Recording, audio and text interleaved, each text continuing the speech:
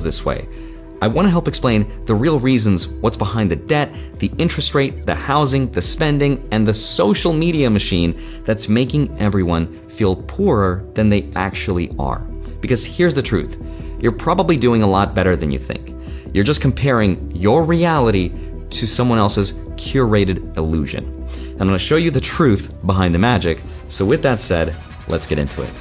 Hi, my name is Andre Jick. Hope you're doing well. Come for the finance and stay for the magic of realizing not everything is what it seems right now. Because behind the scenes, most people are juggling debt, anxiety, and on the outside, we're still posting, we're still flexing, still pretending. So let me just start by exposing the biggest lie of all of this, which of course is social media. Over 90% of young people use social media platforms every single day, and more than half of them check it over 30 times per week. And it's more than just feeling bored, because it also affects how we see our lives. Studies show that 41% of millennials report buying things just to keep up, and almost 40% drive themselves into debt because of that pressure. Now, one of the reasons people do this, research says, is FOMO, which sounds kind of insane, but it's a real thing.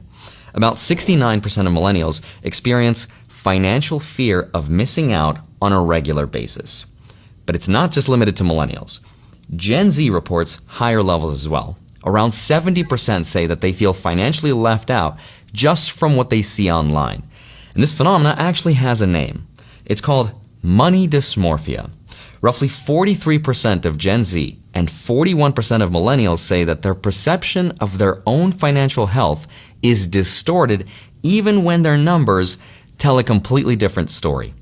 And TikTok isn't helping either. Over 50% of TikTok users say they're more likely to buy something after seeing it recommended by a creator with an Amazon storefront on the platform. And Gen Z shoppers are 34% more likely to make a purchase thanks to a TikTok influencer than by a traditional ad. It's changed my business, it's changed my life. Now, half report spending at least $100 on impulse buys in the past year alone. But there's also the rise of something called live shopping events on TikTok. In fact, a consulting company called McKinsey predicts 10 to 20% of all online sales will come from live commerce by 2026.